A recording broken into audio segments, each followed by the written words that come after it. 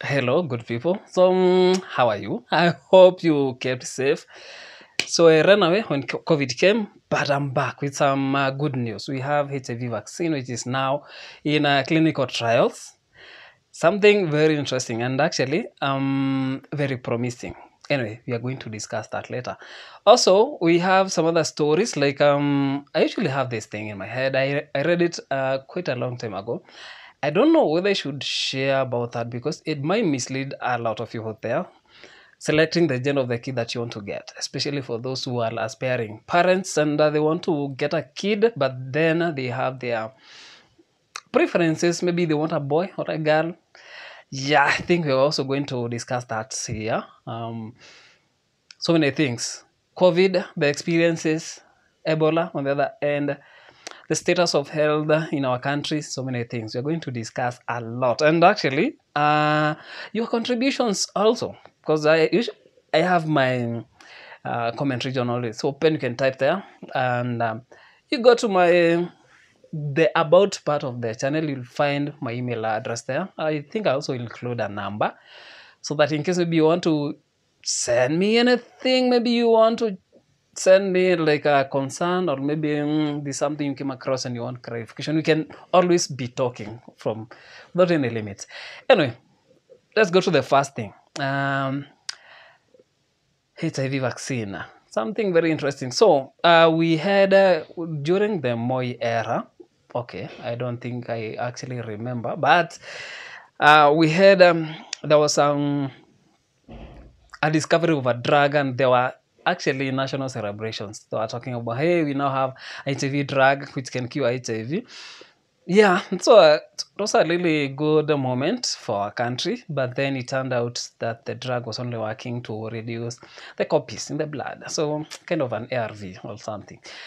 Um, the hope dwindled, and now scientists, HIV is something, it's very stubborn and very notorious, and the fact and some of the things that usually make HIV to be one of the most notorious is the fact that it usually mutate fast. So in case maybe you target a certain region, you want to make a drug which will go and kill that particular region within a few days, few months, it have mutated to something else. So the drug that you are trying to make, now you'll have to go back to the drawing board and try to look for other regions. So that's, I think, has been the approach from every other angle. So focusing on those who are already sick. Now that's curing. Now, so scientists decided now, what if we just go to those who are negative and try to protect them and make sure that they don't get that infection? Something very thoughtful. So what comes to your mind? Yeah, you got it. A vaccine. So a vaccine is something that when injected, the body will be trained on how to deal with that thing should it come to your body in the future. So yeah, like the vaccines usually get when you are a kid. It usually protects you. And most of you usually know, if you went through biology and some of those who decided to do medical courses, a vaccine, most of them, some we call them attenuated, and we have so many types of them.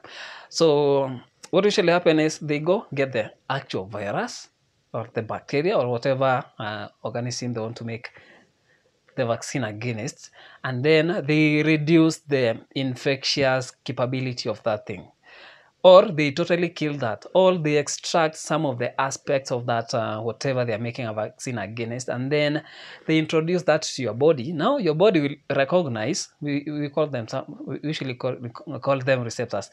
So they will recognize some of those, and then to be able to like produce a reaction.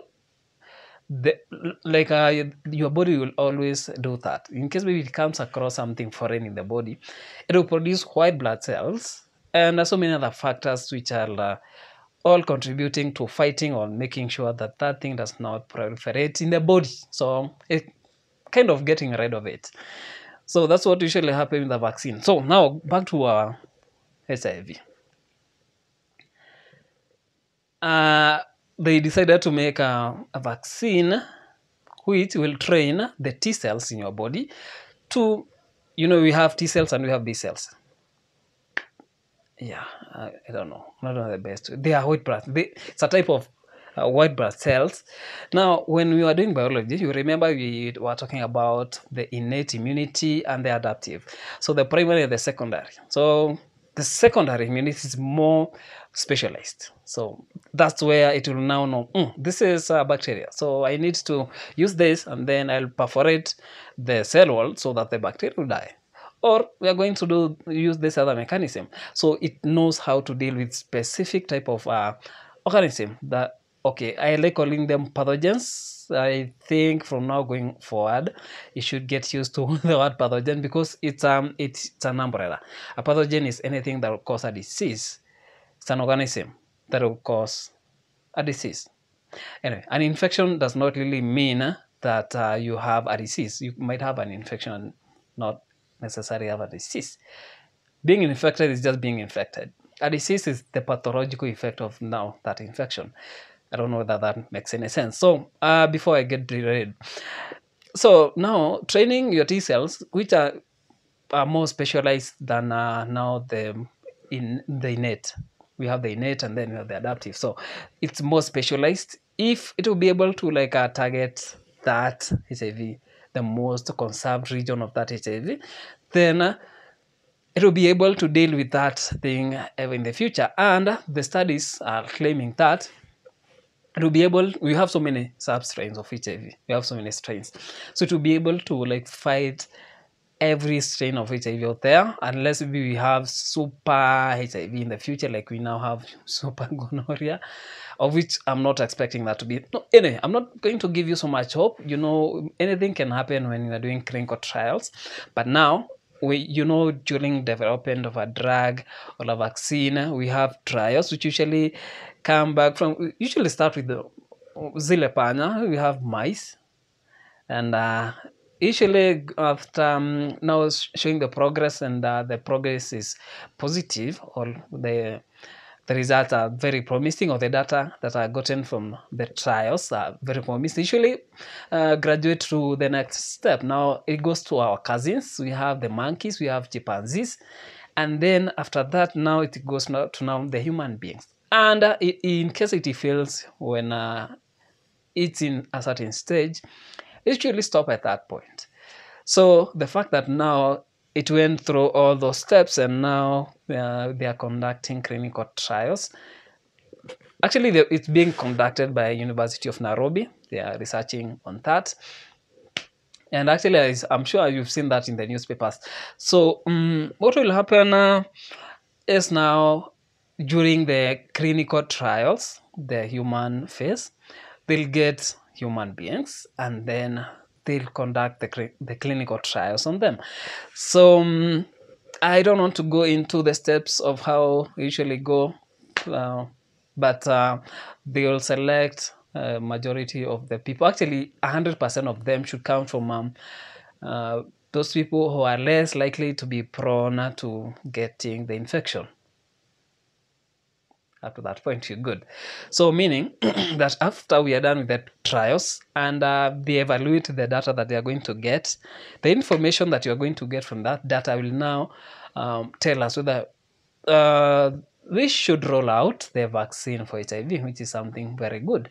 But now we go now to our next topic, super gonorrhea and other UTIs, etc, etc. What will happen is, we have a huge percentage of people usually use protection just because there is HIV out there. And most of them, usually when they go to, for example, you meet someone, you want to go and have fun.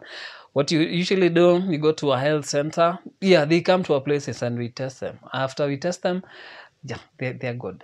Testing them for HIV, which is a very wrong approach, because one thing, when, for example, you are in Windows period, we have the tests that we usually conduct at the facility level, those smaller facilities, we call them determine. So we have the kits that usually find there. So chances of missing a person who is in Windows period is very high, because at that point you don't have antibodies to test, and it's usually very tricky. So you might find yourself, you're negative, but 2 to 3 weeks later you have the infection or something, because the time when you're getting tested, that's the time you are in Windows period. and that's one of the most and highly infectious. That you have so many particles of HIV in your blood, such that even a kind of a single, I don't know, okay, let me not scare you so much. Anyway, get tested, and always, I usually tell people this: if you are tested today and you get maybe a negative result, make sure you don't like lower your guards. Make sure you're guarded up. Go after another 3 months, get tested again. From that point, you can decide to do whatever you want to do with that information. Anyway, that was beside the point. So what will happen is, now those people who rarely fear HIV will now join those people who now know that we have a drug, so there's no longer threat on HIV. And guess what? Yeah, we are going to minimize some of the security features we usually use, and we'll have so many infections of the sexual transmission nature. We have UTIs, we have STIs, which are kind of confusing to people. UTIs, they usually affect the urethral. Okay, let me make it a little bit simpler. The UTIs, that's the urethral tract infections. These are the infections that will infect the urinary tract, the place where urine will always pass from your kidney going all the way to urethra. So for men, STIs and UTIs is kind of an overlap, because urethra both serves as a passage for urine and also for the sexual fluids. And that being a common point, it means that in case if you have an UTI, it will affect the same region. When you have an STI, it might also infect the same region, depending on the type of UTI or STI you have. Now, that's that. Now, in case maybe we so decide that we are no longer afraid of HIV, a lot of people will now be engaging in a reckless behavior. Now, what will happen? Emergence or increase of incidences of STIs and UTIs. And you've seen something very scary, super gonorrhea, something very scary out there. Because what will happen is, it will spread. And the fact that now we no longer have HIV, and now we now have a bacterial infection that is now Neisseria gonorrhea, that will be affecting everyone. Everyone will be engaging that. So it means that gonorrhea will take over from HIV, and mark you, gonorrhea is way, way, way worse, because actually that's a bacterial infection. So a bacteria might not necessarily know how to kind of evolve or mutate to live well with human beings. It will actually start developing mechanisms to evade either the host immunity, so your immunity might not be able to fight the infection, or it will fight or evade the drugs that will be there existing. And we are partly to blame, because there's so much misdiagnosis. We have self-medication out there, and we have people who are not completing their doses. And let me tell you the danger of each and every one. So when you don't complete your dose, what happens is, some of the bacteria which will be left, because majority will die, yes. Some of them will be left. Those that will be left will have had the experience to interact with the drug. So by the time you're having exactly the same infection in the future, now that because some of them never died, they developed a mechanism to evade that drug. What will happen is, you give the same drug in the future. Now they have the mechanism in place to evade the action of the drug, so nothing will happen. The bacteria will live as if nothing is going on. When we are conducting like misdiagnosis in our facilities out there, it's kind of scary. So, the last time there was a discovery of an antibiotic. It was a really long time. What usually happens from then is, we come up with new formulations, new concentrations of the drug, but they are the same ones which were discovered a really long time ago. We don't have a new one. But bacteria, we have new ones coming up.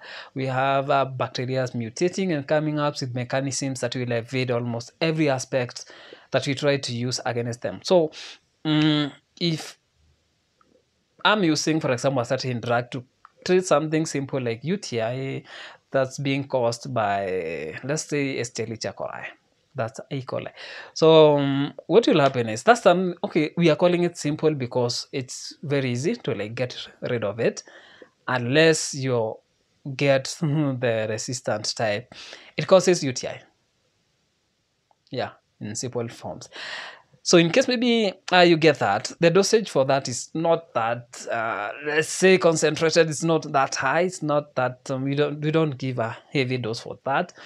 But when it comes to something like a gonorrhea, you'll have to like give a really good dose so that it will be able to deal with that bacteria. Mechanisms are the same. You might actually use the same drug, but the concentrations might be totally different. So when you're treating, for example, you went to a facility, it's a man, you need to differentiate between the two. Sometimes usually hard, unless maybe you conduct something like gram stains. It's a test in the lab that usually conduct to tell the difference between some of the bacteria. So in case maybe you so decide, I have a UTI, so yeah, I'm having like some pain or some burning sensation when I'm passing out my urine, or I have some discharge every time I'm waking up in the morning. My in a way as will have some spots on them, or I have this and this. It's hard to pass urine. So they'll definitely say, that's a UTI. So I'm going to give you ciprofloxacin, and then I'm going to give you a 5 days dose. So that will take care of that E. coli that's troubling you. Suppose that you have gonorrhea, that's not an enough dose, or whatever dose that they give you, it's not enough to kill something like Neisseria gonorrhea. That's a causative agent for gonorrhea. If you so decide to use that, now you are so sure that you're treating E. coli, which will have died within the end of the dosage. So for gonorrhea, that will not have been. So that's kind of a bad thing, because it will now know, oh, this is a drug and it can kill me. So some of them will die definitely, and we'll have some which will not die, and they will become, what is it, a mere pembe. So they'll definitely not get, do not die. And in the future, in case maybe you use the same drug, or the drug that contains the same elements that were in the drug that you are wrongly treating E. coli, it's not going to work. We don't have a new antibiotic. So yeah, so what will happen? So someone was asking me now, if maybe you so happen to come across a case that it contains, or someone with that stubborn gonorrhea, what happens? Now it's simple. You keep trying, you keep treating symptoms until you get something new, because there's nothing you can do. It's only that maybe someone will give you hope here and there. You try to maybe work with formulations and try to change them. But if you have something that doesn't have a drug, the best thing that any doctor will do will just be just to treat the symptoms. Treat the symptoms. Yeah, until something comes up, or maybe a miracle happens, and you saw the infection decide to resolve itself. So that will be what will happen. We've already seen what's happening out there. Some other weird sexual infections coming up, and they'll come up. So anyway, that will be that. So what I'll urge people, make sure that you always follow what your doctor tells you. Most of them are usually correct, and 100% of the time, if you give out every information about what you're feeling, or where you got anything from whatever point, you're going to get the right diagnosis. And also, always make sure that you're going to the right doctors. So not everyone is qualified out there. So vetting your doctor and making sure that you're trusting the right one is actually your responsibility, because it's your body. You're going to live with your body forever. Yeah, so that's that. So super gonorrhea terrorizing people out there before we even have a HIV vaccine. So by the time we have that HIV vaccine, it will be a relief to a lot of people. Yeah, but also it will be something dreading, because we'll have some more bacteria, viruses, and so many other things coming out there. By the way, before, this is something totally unrelated. Have you noted that most of the pandemics we are having, they are more viral than bacteria? Yeah, look at some of the major epidemics. Yeah, start with the COVID, it was viral. Go to Ebola, it's viral. Go to something like Zika. Okay, that's not pandemic, or kinda, it's endemic. Zika virus, the same. Dengue virus, the same. They're all viral. So the common thing about that is because we don't have actually a cure for the virus.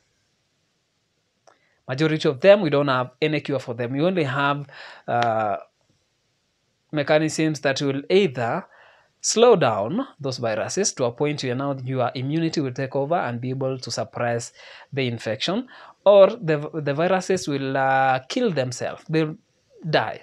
They'll just disappear after they've done whatever they've done, like some of the hepatitis.